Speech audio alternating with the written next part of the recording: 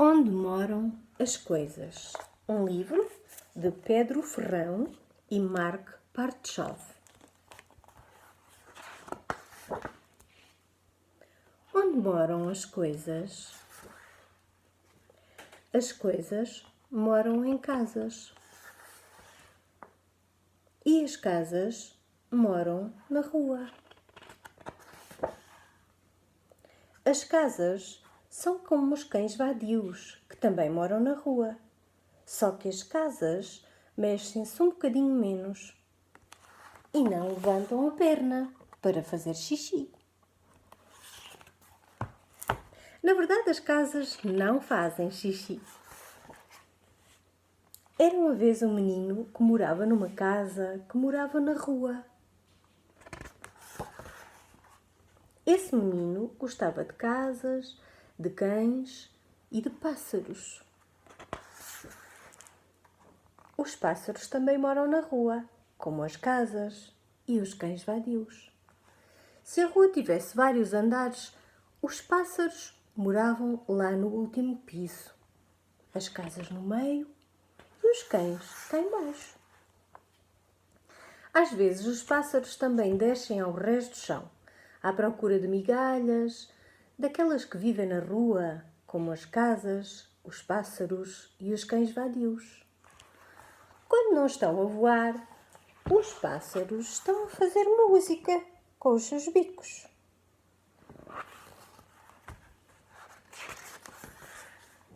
A música está sempre a mudar de casa. Normalmente mora nos instrumentos musicais ou nos bicos dos pássaros. Mas às vezes sai e vai morar nos nossos ouvidos, juntamente com a cera e os zumbidos.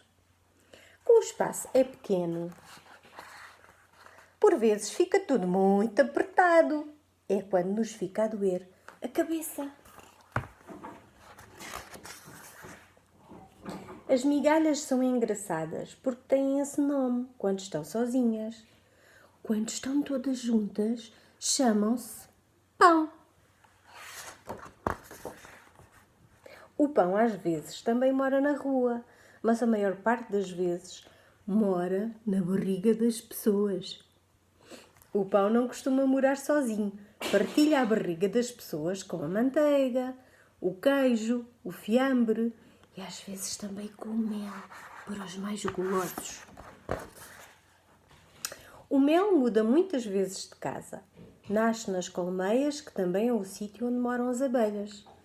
Depois vai morar em frascos e depois na barriga das pessoas. Acaba sempre tudo na barriga. As abelhas moram nas colmeias e fazem mel e zumbidos. Os zumbidos moram nos ouvidos das pessoas. Paredes meias com a cera.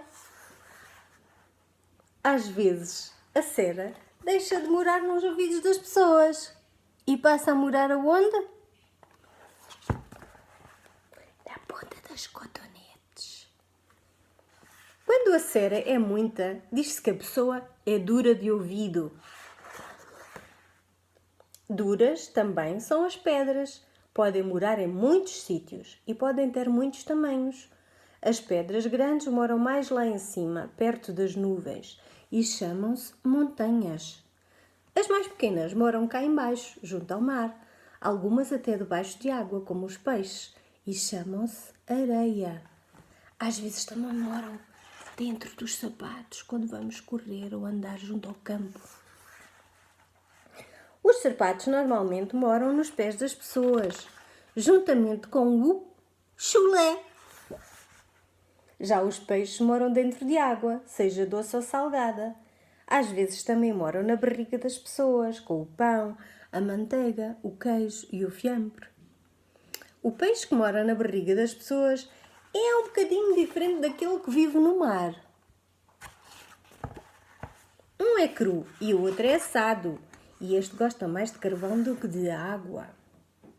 O carvão mora nos grelhadores ou em sacos. De uma maneira ou de outra, acaba sempre em pó. O pó mora em cima dos móveis.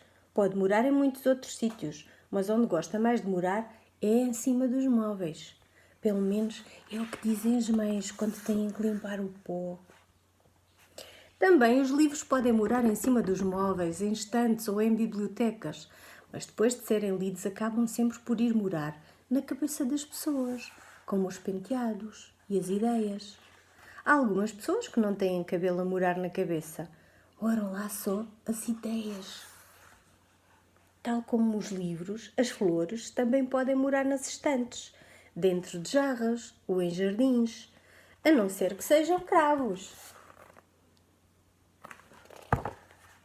Esses moram nos canos das espingardas, mas só no mês de abril, quando é o 25 de abril.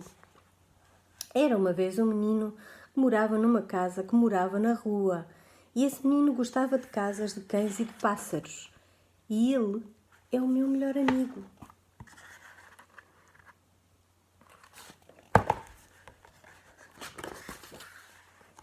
Os amigos podem estar mais longe ou mais perto de nós, mas apesar da distância, moram todos no mesmo sítio.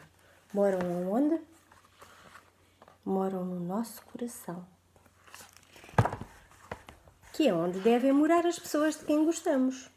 A maior parte das pessoas mora em casas, mas nem todas. Algumas moram na rua, tal como as casas, os cães vadios, os pássaros, as pedras e algumas migalhas. Essas pessoas são os vizinhos, do resto são dos pássaros. Ao contrário dos pássaros, as pessoas não conseguem voar com asas. Por isso, voam com a imaginação, que é a maior liberdade que uma pessoa pode ter.